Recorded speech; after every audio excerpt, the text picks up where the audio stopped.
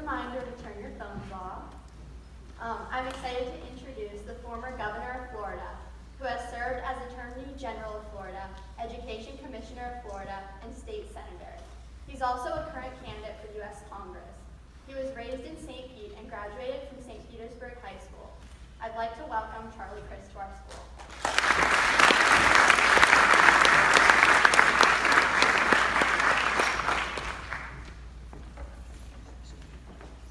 Good morning. Good morning. Thank you, Julia, for your kind introduction. I'm honored to be here. It's a pleasure to be with you this morning.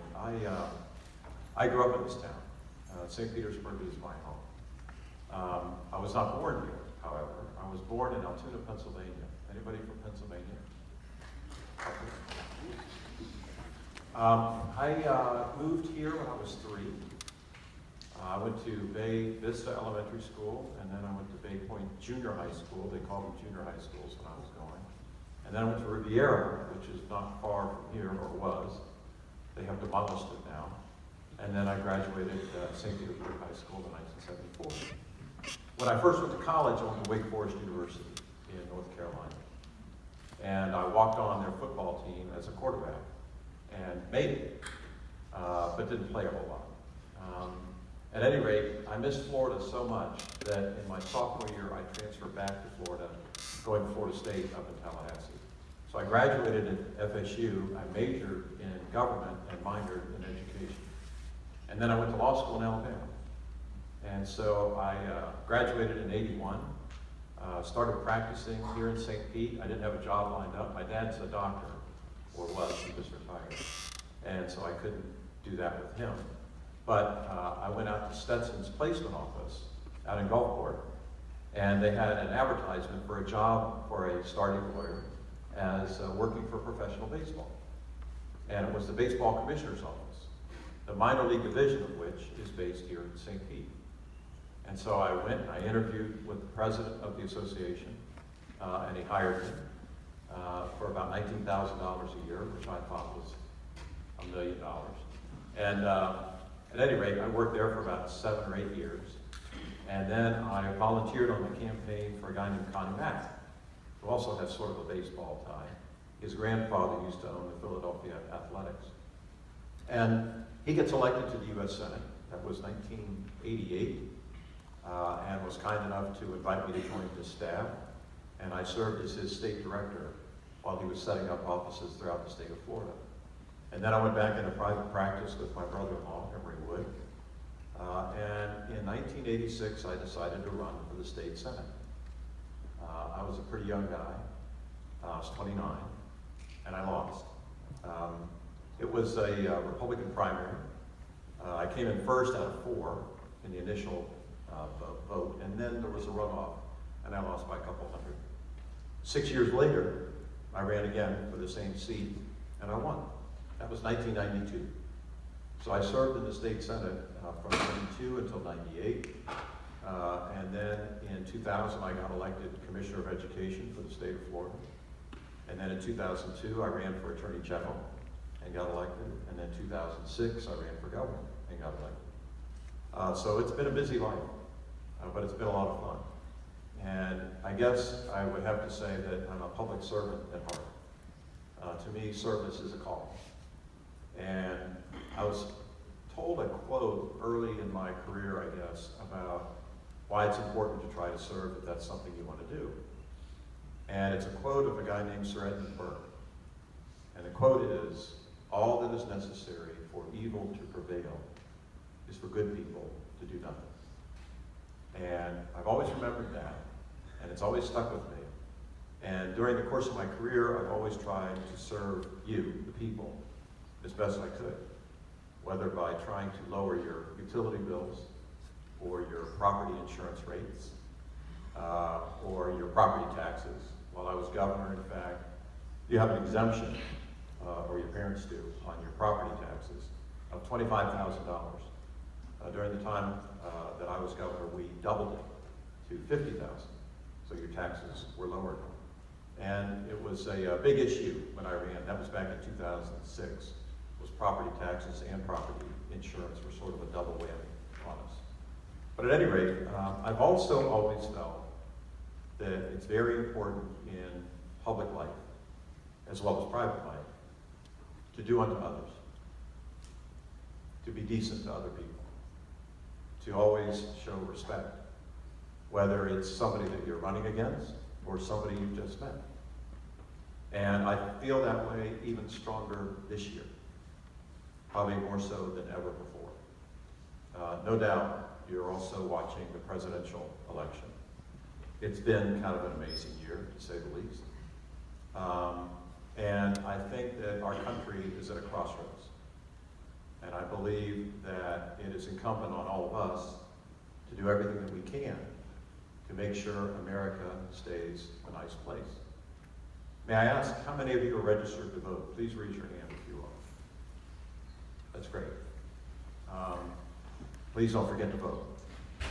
I'm sure you won't. It's hard to. I mean, if you have a television or you look on the internet, you're sort of bombarded with different messages during this campaign season.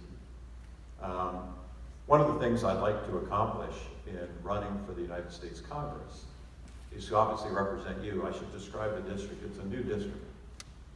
In about a year ago, maybe a little over a year ago, a case made its way to the Florida Supreme Court. And the essence of the case was called Fair Districts, the essence of which was making the claim, the allegation, that the districts that had been drawn by the legislature were unfair, that they were gerrymandered to try to favor one party over another. Well, the Florida Supreme Court agreed with that opinion and forced redrawing of districts throughout the state. And it impacted the district that I'm running in very much. In fact, I live downtown. I grew up on Snow Island, but I live downtown now, my wife and I, and the district prior to the Supreme Court change did not include our home. It carved out downtown St. Petersburg and all of South St. Petersburg and put it into a district in Hillsborough County. And that's what the Supreme Court felt was unfair about this one. So when they changed it, all of a sudden Carol and I were in the new district. I was recruited to run for the seat and decided to do so again because public service is in my heart. While I'm a lawyer and enjoy practicing law, like Joe, I think it's, you want to do what makes you happy in life and where you think you can make a difference. And service has been that place for me. So what I'd like to do as a member of Congress is continue to fight for you, to make sure that you get fairness, fundamental fairness in your life, no matter what the color of your skin, no matter what your gender, no matter where you grew up, or what your religious belief is. And I think that's what our country stands for, that everybody should be treated fairly. And everybody should have an equal opportunity to achieve anything you want to achieve in life. If you want to be a doctor, you want to be a lawyer, you want to be a teacher, whatever it might be, you should have that opportunity fairly. Today in our country, women are underpaid. They're paid about 79 cents on the dollar compared to a man. That's unfair. So I think we need to fix that. I also believe that we need to raise the minimum wage in our country. An awful lot of people live in poverty and have a standard of living that's very difficult. You may have read recently or heard in the news about this place called the Mosley Hotel that has been shut down by the sheriff. Well, the reason is that, it's poverty-ridden, it's in squalor, and the notion that some people in this country have to live that way is unconscionable to me. We are, after all, the richest country in the world. Actually, more than that, we're the richest country in the history of the world. And so I believe in being compassionate and having empathy and doing unto others, as I said before. And we are the kind of country that has the ability to do it. And countries that are much less well off than we do it and provide health care for their people and education. And so I think moving toward that goal, protecting our environment, realizing that climate change is real, are important issues that are going to face the next Congress and the new administration after the election is over. So I don't know if that's long enough, Tom, but If you want to open it up to questions, I'm more than happy to try to respond. Yes, sir. What made me want to run for office? As I said before, public service is something I enjoy. And it's something that I think you can make a difference for a lot of people's lives if you do it. And wanting to live a meaningful life that can help other people is something I've always done. And that's why I want to run, to serve you. Yes? On the what? Cabinet? Kaepernick. Colin Kaepernick, for those of you who aren't football fans, has taken a position as it relates to the national anthem. And when it is played before an NFL game, where the 49ers are playing, he takes a knee instead of standing. It is, in fact, his constitutional right to do so. The First Amendment gives you the right to speak or not. And so he's exercising his right to try to make a statement, as I understand it, about some people in our country that are not doing well. It's not something I would do. I always stand for the national anthem, and I put my hand over my heart when I do it. But I understand he has a right to express that. It's part of America. Yes, ma'am, in the back.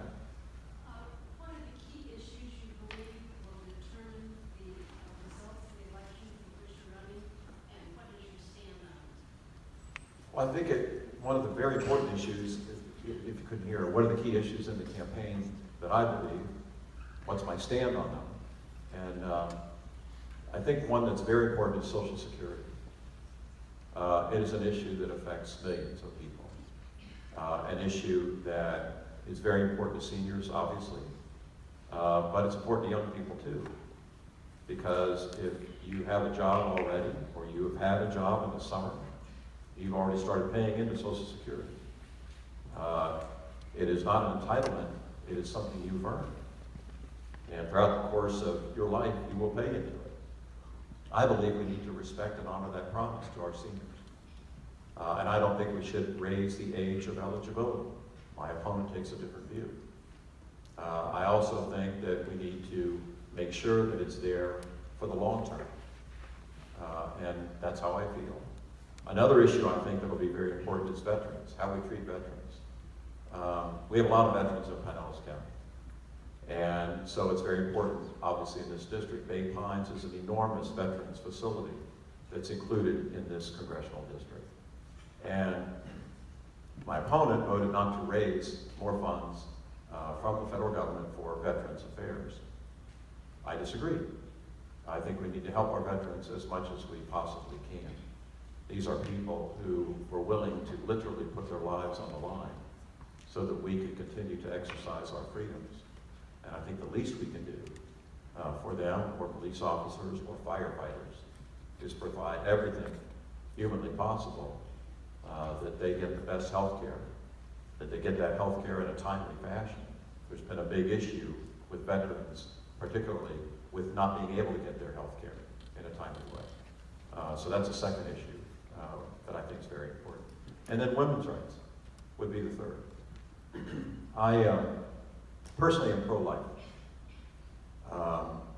Always in my public career, I have felt that it's best for a woman to make her own decision about her health care, and have voted that way. Even as governor, I had to veto a bill that came before me that would have included an ultrasound for women, and necessary or not. And I vetoed it because I just didn't think it was fair. My opponent is pro-life personally and publicly, and believes that the landmark decision, Roe versus Wade, which gives a woman a right to choose, should be taken away from women.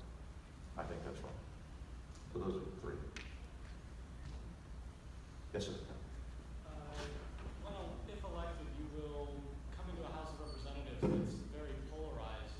What issues do you think you can work across the aisle with Republicans on? I do. Well, I didn't hear you yet.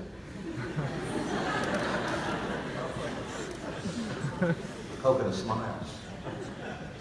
In such a polarized House of Representatives, how do you think you will be able to, what issues do you think you'll be able to work across the aisle with Republicans on? I think a lot. And you're absolutely right. I think one of the greatest frustrations people have in politics today is that it is so dysfunctional.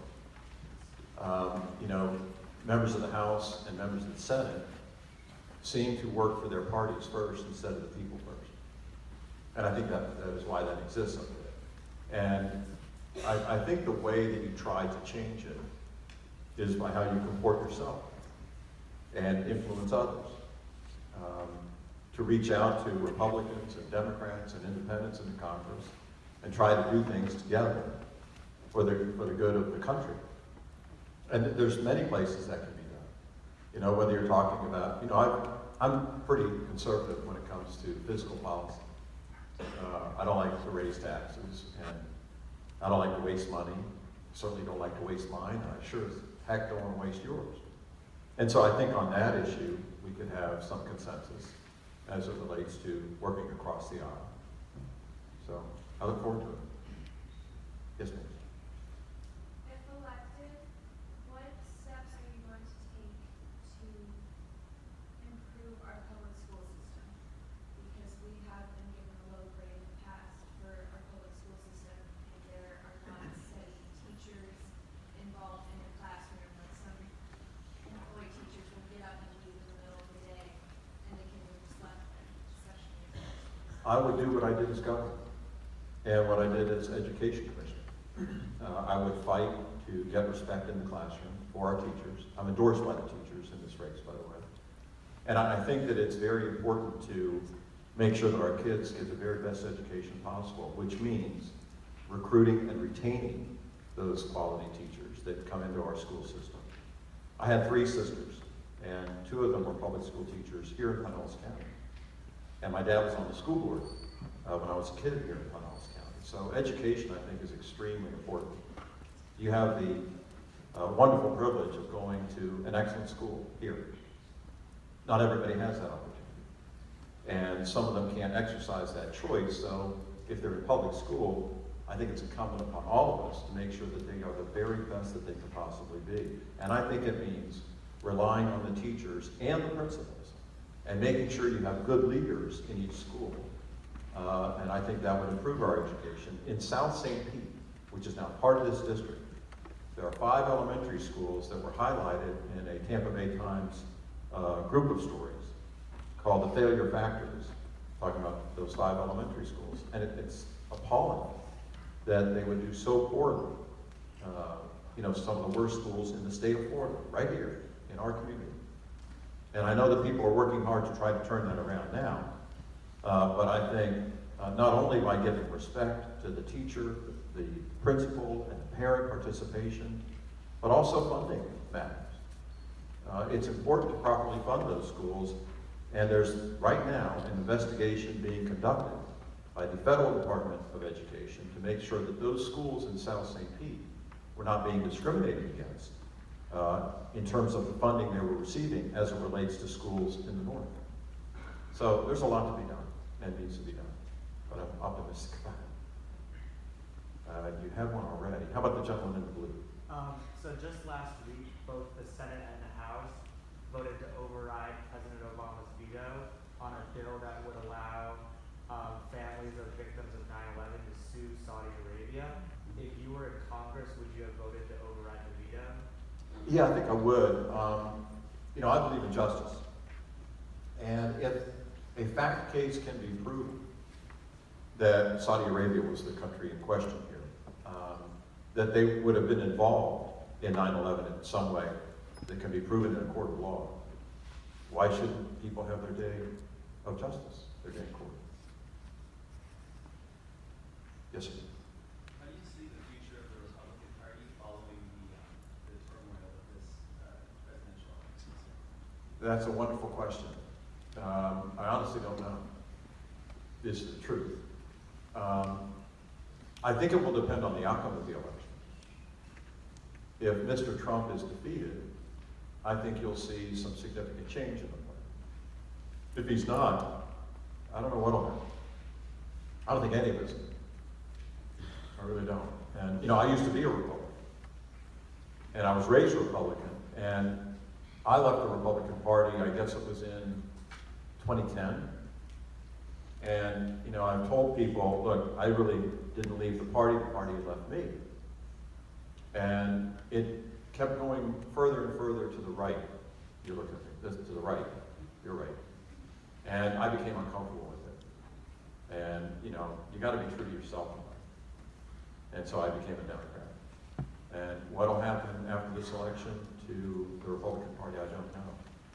I mean, people like Jeb Bush, who I served with on the Florida cabinet, I was Attorney General when he was governor. You know, he ran for president this time.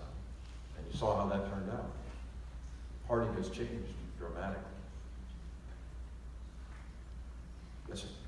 How do you feel about the way public use of racial discrimination in the police force, and how do you believe we can keep that out of South St. Can everyone hear the question? Yes. Okay, so let's make sure we use our big voice when we ask, and then Governor Crist, if you could maybe repeat the question before responding, that'd be helpful. Thank you. How do you feel about the way the public use racial discrimination in the police force? How do you feel we can keep that out of South St. Petersburg and St. Petersburg as a whole? Right. Well, very topical question. He said, how do you feel about racial discrimination in the police force, and how can we keep it out of St. Petersburg? I think it exists, number one. To what degree, I'm not sure. I recently met with a group of St. Pete police officers, and they told me that what would help them is to get more training, more diversity training, would be beneficial to ameliorating the situation. We're fortunate in St. Petersburg. It's much worse, I think, in some other cities in our country. And we've seen incidents over the past few months, and several of them in the past year. So I think the way to do it is listen to the officers who truly and sincerely want to distribute justice in a fair fashion. And I have the sense from my meeting with them directly that most of them do. Nobody's perfect. But when you see some of the videos that we've been subjected to this past year, and some of the treatment of minorities by police officials around the country, it's disturbing, to say the least. And it saddens me.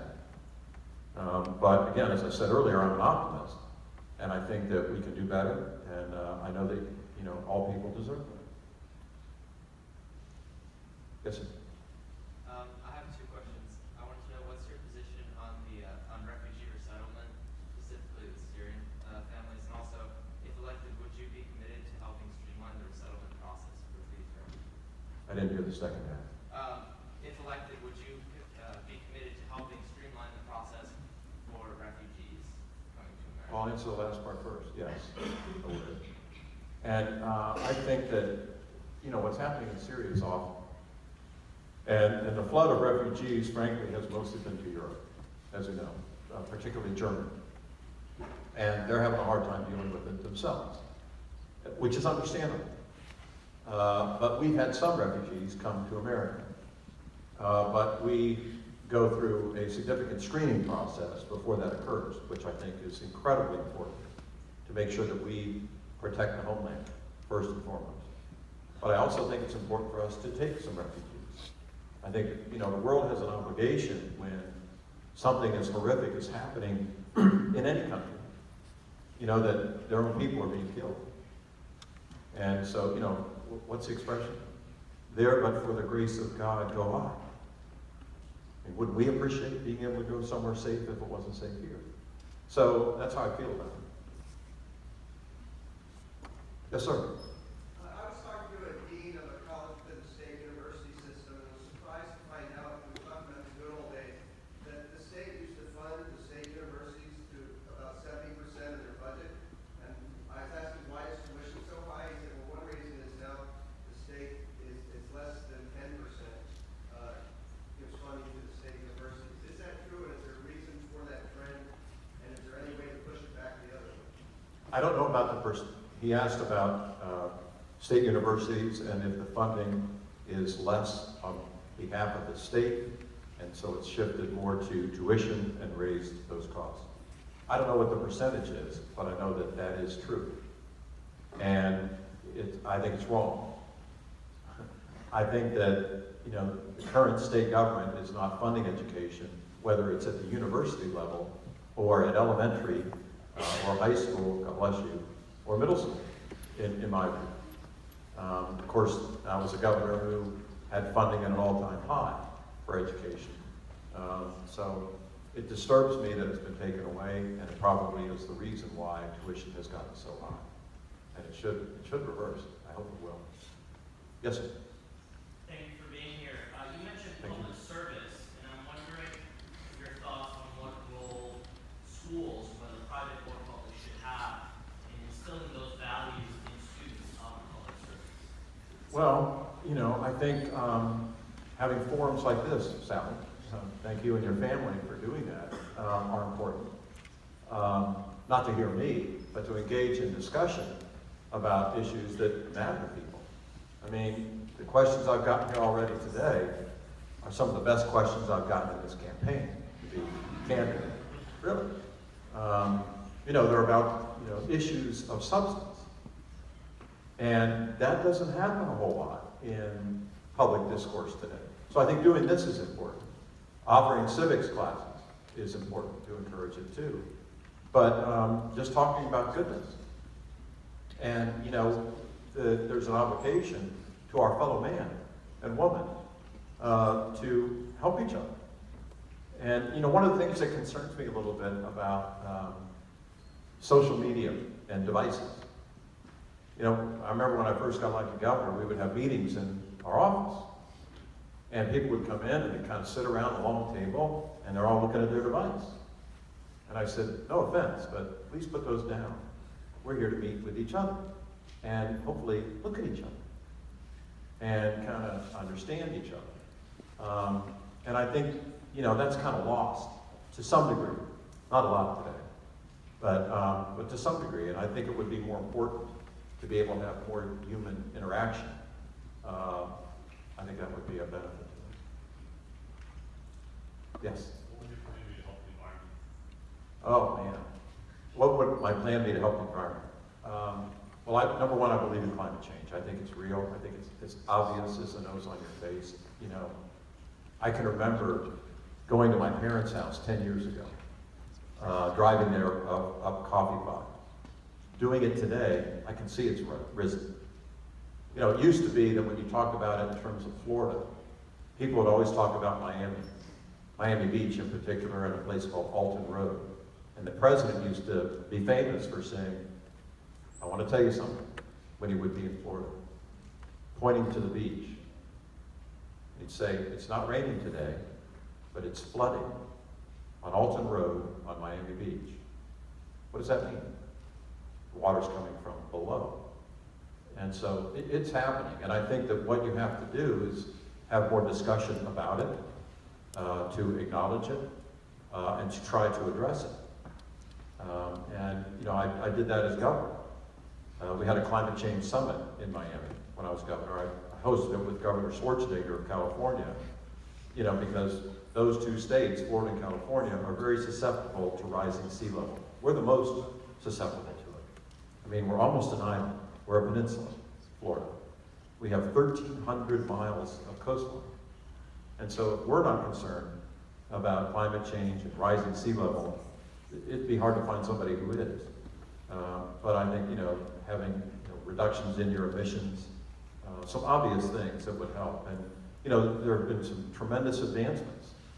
I mean, Tesla Motors alone, with their electric car, has been an amazing advancement. And I think you're seeing less and less dependency on the use of oil and coal that is going to help the environment and hopefully have us be here a long time. Because, the polar ice caps are melting. It's happening. I mean, you can Google it and you can see it, on your device. And we have to stop it. Yes, sir?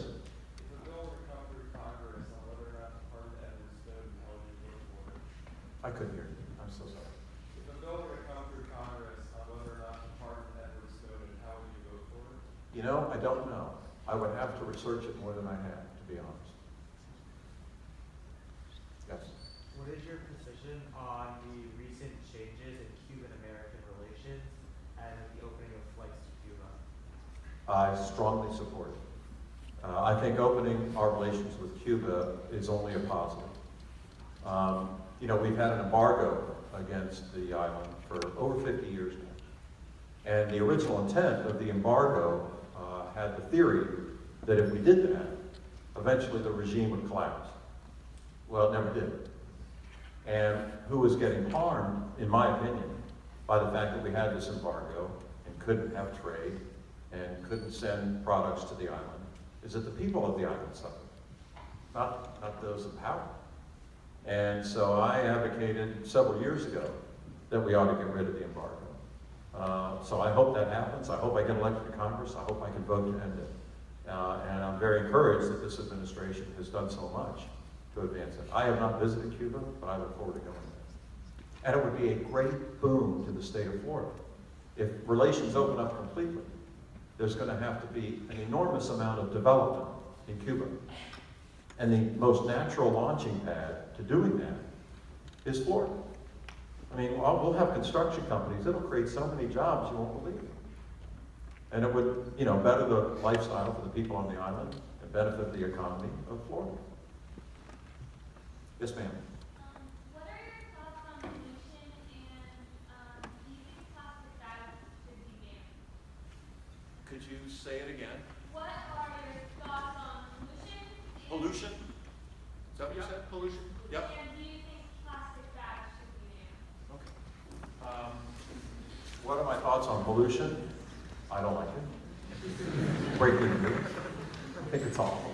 And do I think plastic bags should be banned? Probably not a bad idea. I'll tell you a true story. I was over at my one sister's house about a week ago. And actually we were shooting our commercials for the campaign in her backyard. And I noticed that she was putting her garbage in the garbage. And one of the things in the garbage were, you know, the plastic things that go around these, like for a six-pack of Coke? Well, she had the plastic thing, and she was cutting it, and before she put it in. And I wasn't really sure what she was doing. I said, "Why are you doing that, Elizabeth?" And she says, "Well, this is one of the things that really hurts birds if they get into it, you know, especially seabirds." And so I kind of took it to heart, and I think what she was doing was great. We can all do our part. And I think not having plastic bags is probably a good notion. Number 3 for you. What do you think of public surveillance and stuff like the Patriot Act? What do I think of public surveillance and things like it in the Patriot Act? I understand it because we want to be safe. You certainly can. Do you support it or not? Do I support it? Do you support public To a degree. Yeah, and what I mean by that, there's a balance to all these things. There's your right to privacy on one side, and your right to safety on the other. And so you don't want to be so intruded in your private life that you don't have one anymore, right? But by the same token, there should be appropriate surveillance so that those who may do harm to you, if they do that, that the authorities can catch them and put them away. I'm a common sense guy. That's how I try to look at stuff. Yes, ma'am, on the right. What are your thoughts on immigrants in the United States? I think we need to have significant immigration reform passed in the United States yesterday. It breaks my heart that we haven't done it yet. And I think it's a political football. My grandfather immigrated from an island in the Mediterranean called Cyprus in 1912 when he was 14 years old. And he came to this country because he wanted a better opportunity for himself and ultimately his family. And so he came here and he worked hard. His first job was shining shoes for a living in Altoona, Pennsylvania. I told you I was born in Pennsylvania, that's why. And he saved his money. You know, he's frugal like I am, and was able to buy a nice house for his family and made a good living. But before that, he still wasn't a citizen and he wanted to become an American. So he joined the army and he fought in World War I in Europe. And because he was honorably discharged, he got his citizenship as an American, faster than he would have otherwise. It's like a dreamer. You've heard of the DREAM Act. Same kind of thing. I believe in it. I support it. I wish it were the law of the land today, already. Now, a lot of times when you talk about immigration, people think of other things, like border security. We need border security. You know, that's important. You know, you have to have a border in order to have a country. And I think, though, that we need to have immigration reform that does allow for a path to citizenship. You know, the estimates are about 11 or 12 million people are in our country not legally. And some call for the deportation of all of them. I think that's ridiculous. I think, you know, the idea or the notion of taking, you know, 11 million people, you know, children, parents, kicking them out of the country, separating families is pretty inhumane. But I think there should be consequences by the fact that they didn't get here legally. Pay a fine, pay taxes, become fluent in English. You know, the things that are required to earn citizenship. I think that's the appropriate path. Yes, ma'am.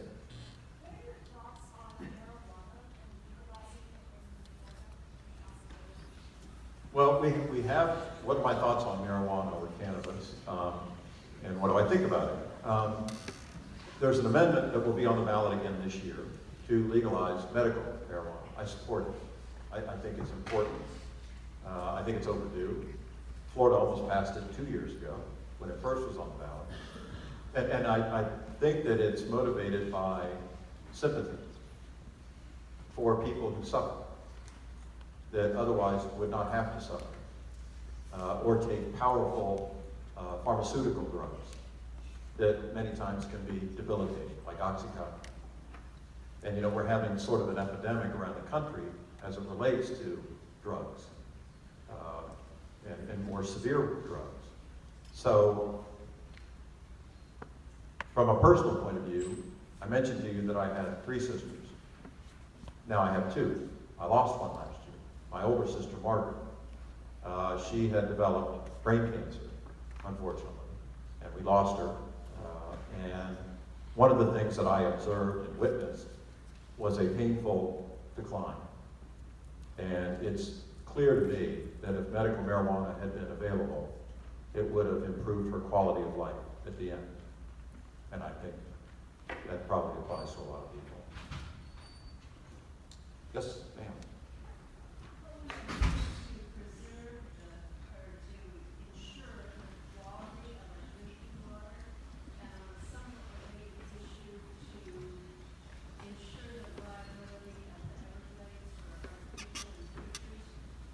She asked about, you know, how do we improve the quality of our water? And how do we make sure that we pay attention to and preserve the Everglades? Ma'am?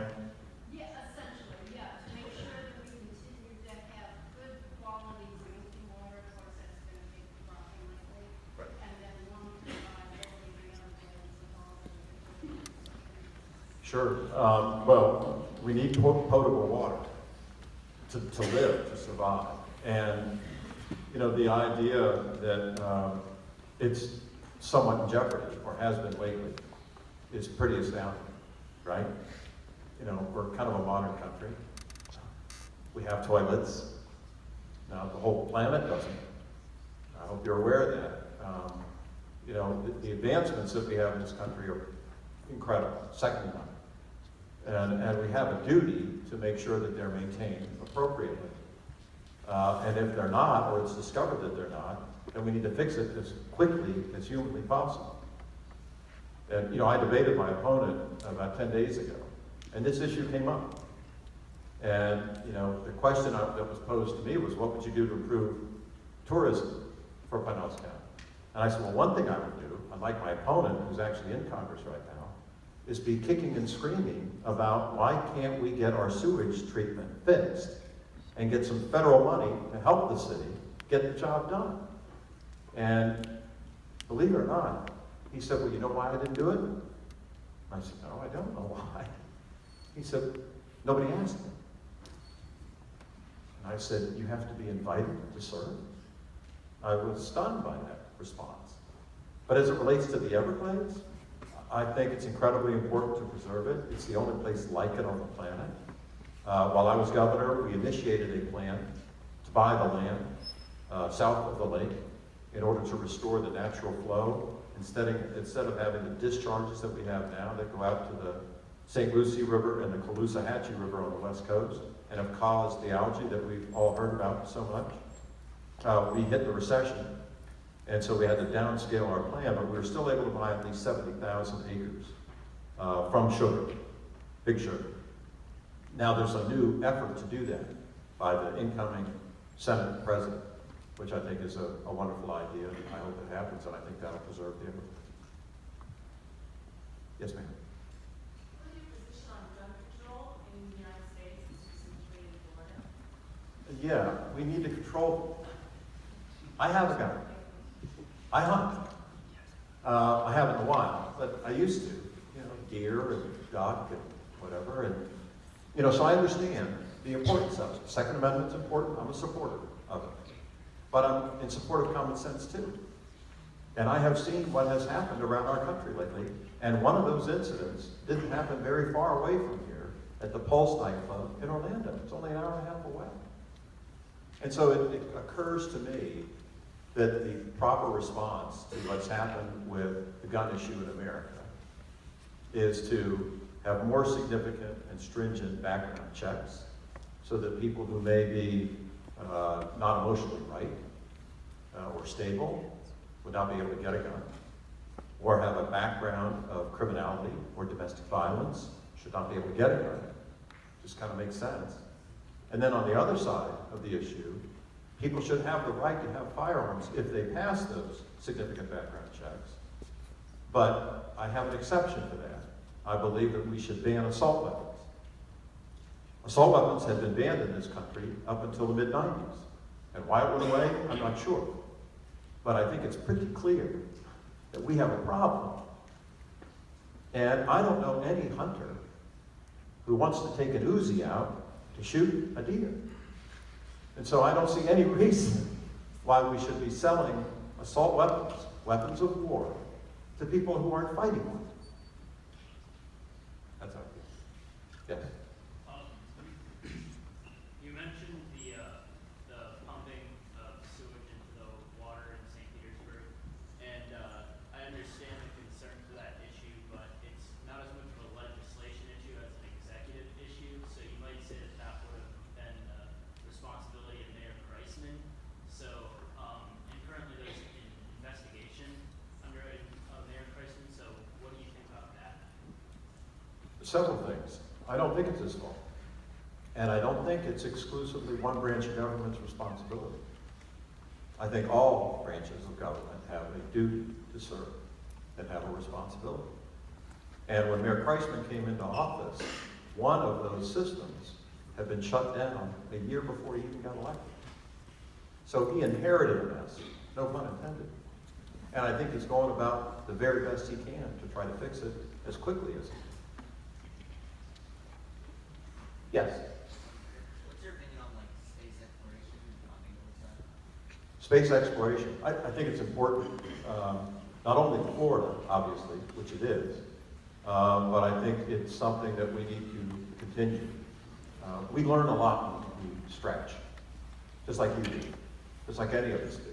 When you kind of get out of your comfort zone and you take a subject, perhaps, that you don't really necessarily like, you learn more.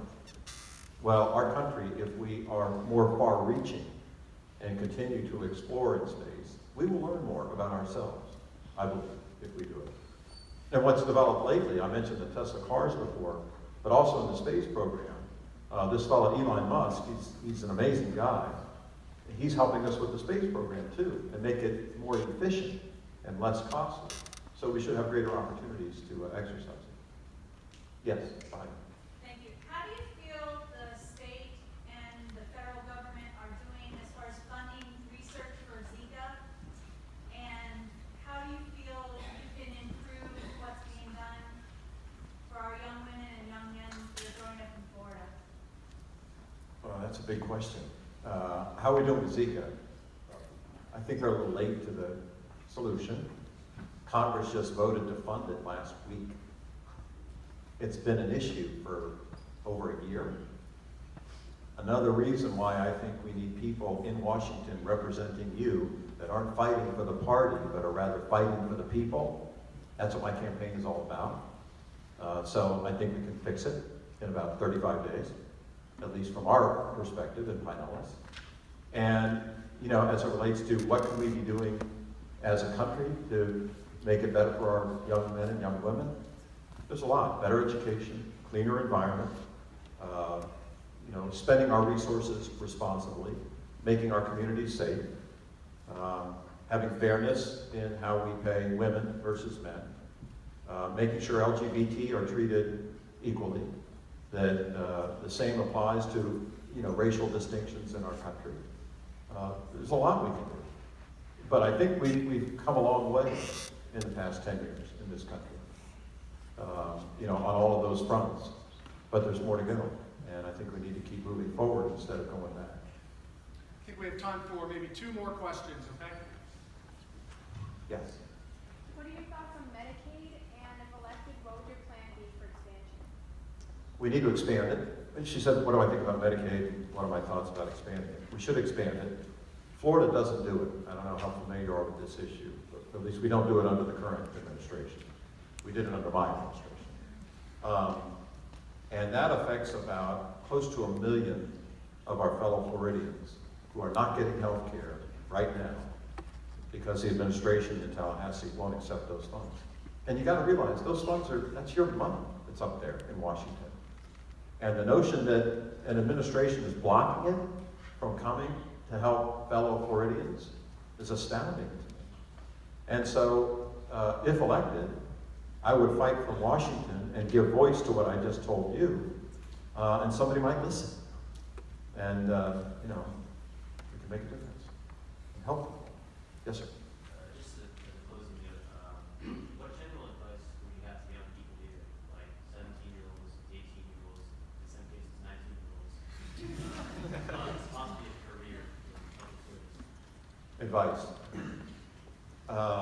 Well, I would recommend to do it, number one. And the best way, I think, to become involved in it is get involved in a campaign. You know, there's a lot of them you can choose from. You know, I did that as a young man, and it taught me a lot and inspired me. And I think you could be inspired, and I think that's necessary. You know, what we see today in national politics is not the most inspiring campaign, to say the least. I'm being nice, because I am nice. But, you know, I think back when John F. Kennedy, for example, ran for president, you know, way before you guys were around, it was pretty darn inspiring to a lot of people. And the same thing on the other side happened with Ronald Reagan. You know, these were both, in my view, good, decent, honest people who wanted to serve and wanted to serve all our people. And people were inspired by that kind of heart. And I think we need more of that now. So I would encourage you to get involved in a campaign, take civics classes, obviously to vote, bone up, study what these candidates stand for, and make sure your vote is not wasted.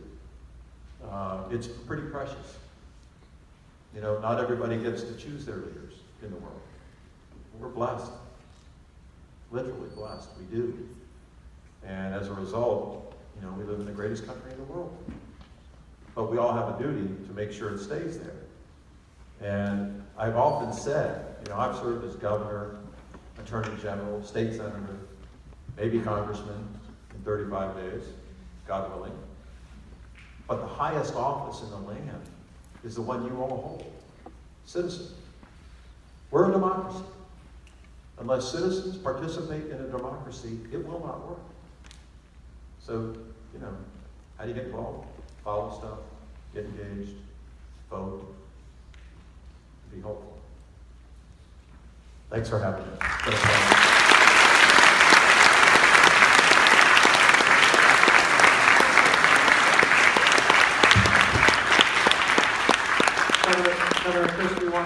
again, just thank you again, not just for coming here and speaking to a pretty tough audience. Teenagers are always a tough audience. You guys may not know that.